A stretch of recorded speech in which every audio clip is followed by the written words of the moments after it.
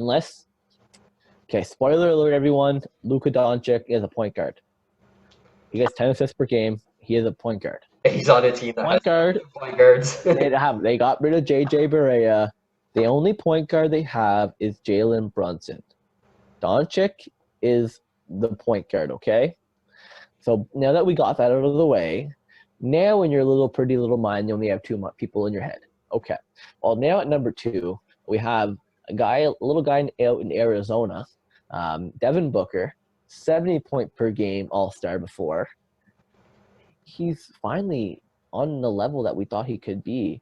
And with this team next year, like, he played fantastic in the bubble. And with this team with Chris Paul, I don't see him regressing. You don't see anyone regress beside Chris Paul. No one. No, exactly. And it's a guy who, like you said, everyone was excited to see when he was really going to take that next step because everyone had such high hopes for Devin Booker after that 70-point performance, whether it was forced or not. The fact that he's clearly one of the best pure scorers we have in the league today. A lot of people obviously compare him to a guy like Kobe Bryant, where every time the ball goes up, you're confident it's going in, no matter who's guarding him. And that's really what Devin Booker could do. And even then, the things he does aside from just scoring, yeah, he was third in points for shooting guard, but he's also second in assists with 6.5. To me, though, it is how efficient of a scorer he is, where usually when we talk about guys like this, they take a lot of shots. He's a guy who makes a lot of shots. He was first in field goal percentage for players who took 15 or more shots, second in field goal percentage for players who took 10 or more shots. He had a 91% free throw percentage, first in the league for anyone with 5 or more attempts. He was one of the top real plus minus players on the list, despite playing on a team that for most of the year was a non-playoff team. So, I mean, what he does on the offensive end, it just really isn't touched by anyone, maybe except for the guy above him on this list. Yeah, he definitely outshines everyone. And if he was, I'm not saying he's a bad defensive player. Of course, if he was a better defensive player, then Phoenix probably would have been a better team the last couple of years.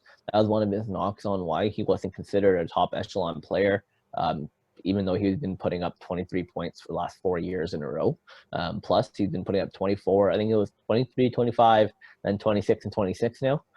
So he's definitely been consistent on the offensive level. Defensively, he's not that bad.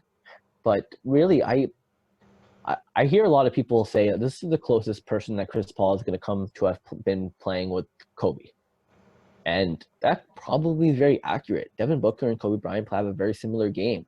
Devin Booker is better at certain things than Kobe Bryant even was. Overall, is Kobe a better player? Yes, of course Kobe's a better player. Don't get me wrong. But if Devin Booker was able to get his defense to an all-NBA level, which Kobe was, so was Michael, so was LeBron. That's what puts these guys to another level.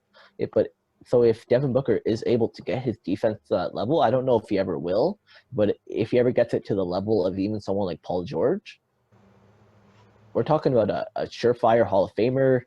He probably already is right now, but we're talking like he would enter that top 15 of all time kind of conversation because he offensively, that's kind of where he belongs. He's right next to James Harden in the best shooters in this league category, the best pure scorers. He'll get up points no matter what. And that's why I think that Chris Paul is going to unlock another level, just like he probably would have unlocked another level with Kobe. As much as Kobe was a fantastic player, he never really played with a point guard to the level of Chris Paul. Steve Nash is the best point guard Kobe ever played with, and Steve Nash is on the last year of his career. Chris Paul and Devin Booker is going to look nice. I'm really excited to see what Devin Booker can bring this year, and I think he's going to learn a lot defensively from the player like Chris Paul. That team's going to be a better forward. They're going to be a playoff team. We were talking about that before. Booker and Paul are both going to be all-stars next year, and I'm expecting a career year from Devin Booker. Yeah, and I mean, it's the big thing with Booker opposed to a guy like Kobe. Obviously, Booker, I would say, is maybe a bit better at the catch and shoot, but he obviously does still have the ability to create his own shot as well. And it's a guy who I think the biggest thing he's going to learn from a guy like Chris Paul isn't necessarily, or he's going to benefit from Chris Paul isn't necessarily going to be in terms of the statistical improvement. He might still get better in that regard, but it's really going to be the difference of showing him how to win. Where yes, I Yeah, know Chris Paul hasn't won a championship, but in reality, he's Devin consistent.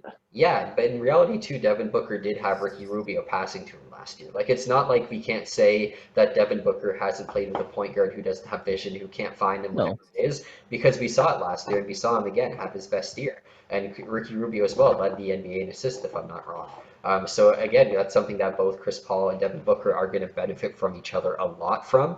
So I'm really excited how that's going to. LeBron and more assists. LeBron had more assists, so Ricky Rubio would have been for point guard, would have had the most assists. But regardless, it's a guy who clearly benefits his point guards in terms of actually being able to convert the passes into an assist, into a made shot. And Devin Booker clearly going to benefit from Chris Paul, obviously, in terms of finding him when he's open, but also showing him how to really be a leader and to actually win when Hey, it matters. how to be a player in this league. Yeah, like I really, if you look at the Phoenix team last year, we talked about Oubre, there's a couple other guys as well. There is a huge gap in the stats they put up in their wins and their losses. Even Booker, he had 29 in the wins, 23 in the losses. And that's something I think Chris Paul, where a lot of other players, we see a guy like Russell, a lot of these players, they're consistent in the wins and Yep. losses. And I think Devin Booker will become consistent in both because that team is going to become a lot better of a mold now. And they're gonna be a much better team now, right? And we're expecting better, bigger and better things. Because even if you put up a similar year and they're a top 6 team in their conference, that's a really really good year, and that puts Devin Booker in the MVP conversation. It will legitimately get him MVP votes. So I'm expecting big things from him, and I think he's a top 10. He's working his way into the top 10 in this whole league. I think he's there right now, and I don't think he's going to want to give up that spot. Yeah, and it's a situation where even though we say 2 to 5 at this position, unlike other positions, may actually be interchangeable, I would be confident saying Devin Booker, if it wasn't for the guy at 1, would probably be number 1 maybe for the next 2 to 3 years because he is still going to improve. And we know what he is. He's the best scorer other than the guy above him. Well, we keep talking about the guy above him.